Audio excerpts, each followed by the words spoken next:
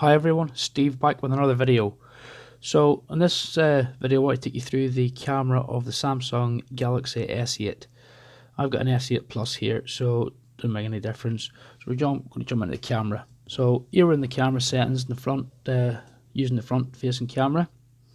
We'll be starting up in that top left hand corner with the settings icon. So this will take us into another menu. Okay, so on the rear facing camera, which we're not using, we've got a 12 megapixel camera. You've got all your different aspect ratios, obviously depending on what aspect ratio you use, and photograph size on the right hand side depends on how many megapixels it's going to be. So we're just on the 12 megapixel here for whenever we use the rear camera. Sorry, just one more on that. You can use or save your camera or your pictures out as a raw file. Normally saved as a JPEG file, but in this here you can save them out as a raw file. I think that's a bit better for Lightroom and all of that sort of stuff. So your video size on the rear camera, you've got a 4K camera on the rear, 3840 by 2160. You can get different options. Now as you go down these options and you start to choose these, it also, like, there's a video stabilization thing in it, but that can only be used in the one-on-one format at 1440 by 1440. So yeah, there's some of the stuff that you can't activate, like the stabilization, as I say, and the HDR is not active in some of them either. So yeah. Oh, there you go, there it actually tells you here. So the following features cannot be used while recording in Ultra HD, 2HD and FHD 60 frames per second. So that's the HDR, the video effects, and the tracking AF. Sorry, it was the tracking AF. I thought it was the stabilization. So the tracking autofocus. So that is your video size. Then you got your tracking autofocus. Focus on a track a subject on the preview screen, so it just tracks your subject. If you've got a person, if you're doing a selfie or whatever, or like what I will be doing in a minute, and saying that I'm not using this camera at the moment, I'm actually using a screen record to record this. So that's probably why that won't work on here. So shape correction, correct distortion in pictures automatically. Not too sure. It probably does what it says in the tin, so it's going to correct some of your distortion and your pictures automatically, is what it says. So the timers, that's self-explanatory. I'm going to go into that really. And then the front-facing camera is the one that we're using. It as an 8 megapixel camera on an 4x3, and this is if you're taking a picture. Your picture would be 3264 by 2448. So, and obviously you've got different options there. You've got the more used format of 16 by 9. Just come out of that, and then the video setting that we are using is 2K. We are actually recording in 2K with this screen recorder. It records in 2K, so we are recording in 25 by 60 by 1440.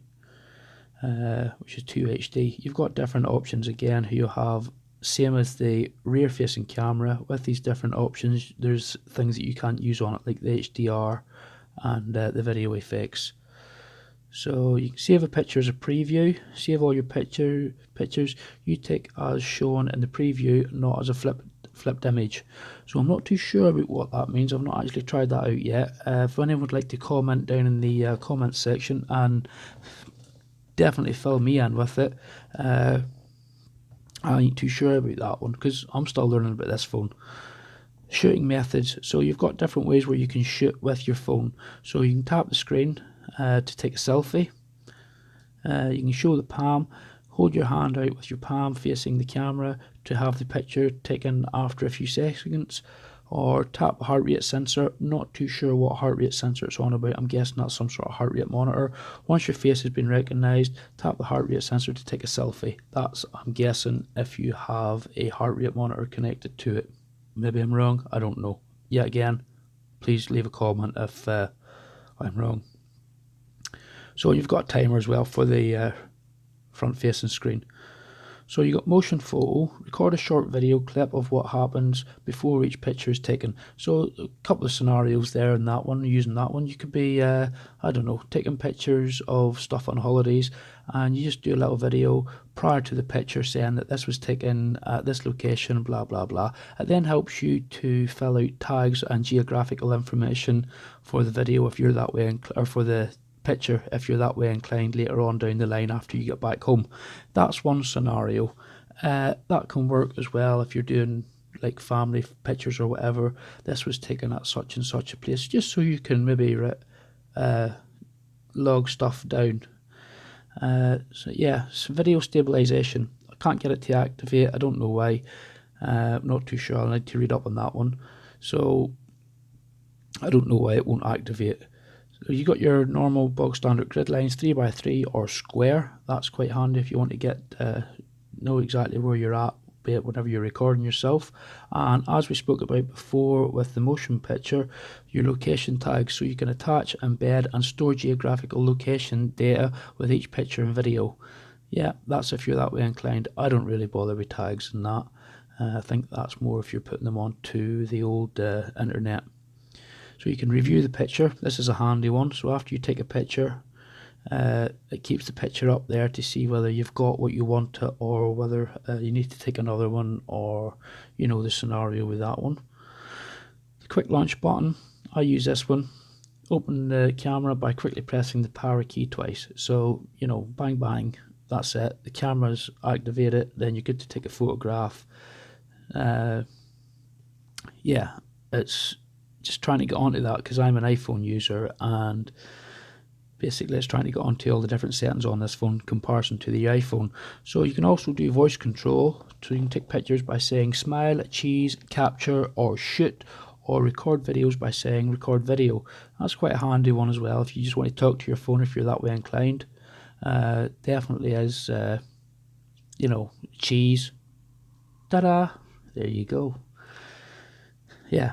So floating camera button, add an extra camera button that you can move anywhere on the screen in auto and selfie modes. So I'm not too sure about why you'd want to move the camera button.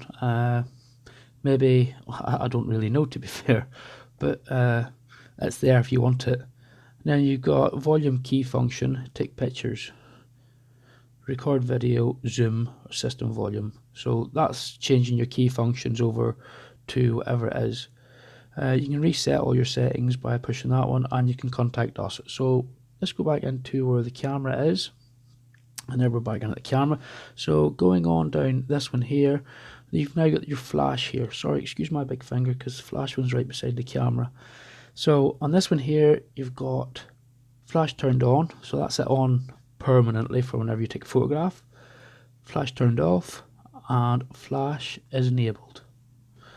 The next one down from that on the left hand side is your HDR. So your HDR is, I'll say embed it, enabled even, disabled,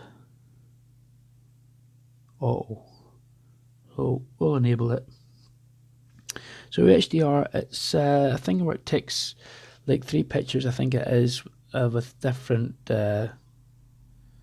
light sources or different sorts of pictures, and it amalgamates the 3 of them together to give you a better picture. In the end is what the HDR does. So the next button down underneath that one is to turn on the rear facing camera. We ain't going to do that because I've just got a computer with 2 screens here in front of me.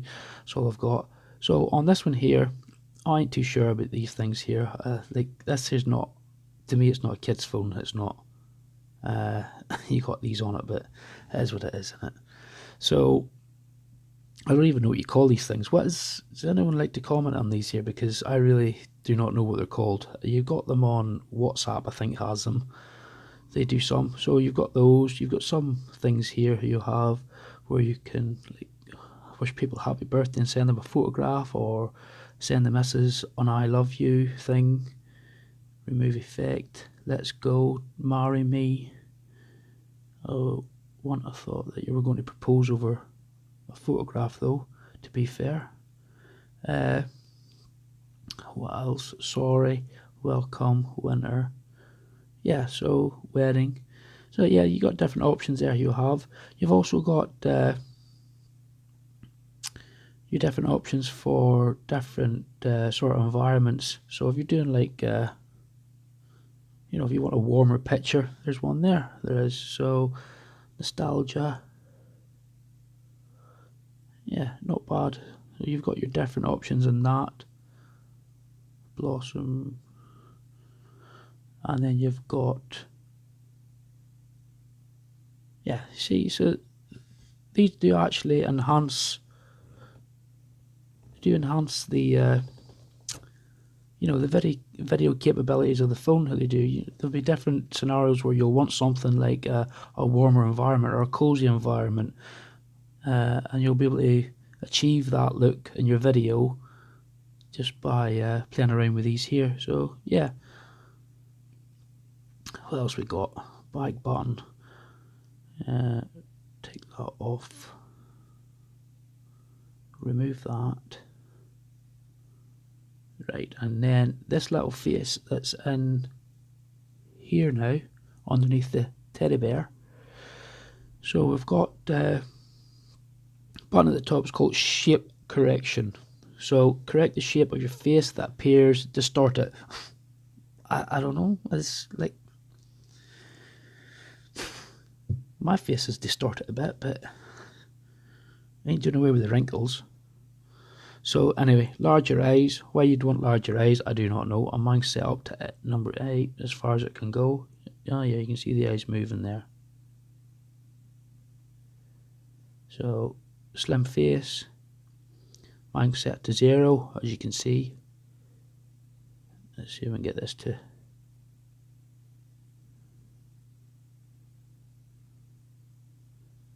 Really?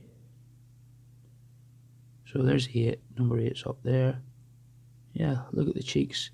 Microphone's even been made fatter and thinner. So that does work. Keep that there. That looks better. Looks like I've lost a few pounds.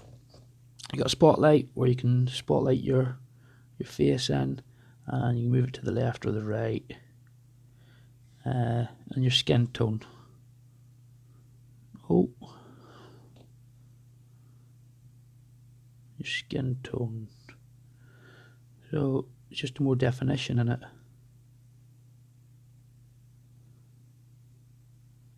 Yeah. So some quite handy tools there for making you look a bit better, and all the rest of it. Then the buttons over to the right hand side of that again, you've got your gallery button at the top there, then you've got your photograph button, and then you've got your record button, and then your 3 buttons underneath that on the right hand side, my right hand side, are your normal phone buttons. They're there all the time. So you've got the home button in the center, you've got the back button on the top, which is the right hand side when the phone is stood upright, and you have got your, can't remember what you call that left button, the bottom one. It opens up all your pages, it does, so you can cipher through them and see what, just a quick open button. So yeah, very impressed with the camera on this phone. Now it's 12 megapixels, 4K recording on the back. If you record something with the back camera, it is top notch. It really is for a phone. It is really top notch. I am going to be making more videos, and specifically the next video for this here, and this phone here is going to be sellotaped to the bottom leg of my drone, along with my partner's phone. She has got a S7 Edge, and I'm going to compare the cameras on the both of them phones with each other to see what sort of the differences are. I'm going to take them in, do some aerial photography with them, and I might even put my iPhone 6 on there as well. So yeah, if you could please subscribe to the channel, that would be much helpful. Give the video a little like for me, and please leave a comment on all of this stuff up this side for me, because I'm still not too sure about that teddy bear. This is not a kid's phone. It's not. Where did we go? So yeah, I'll see you in the next one. Thank you very much. See you later. Bye bye.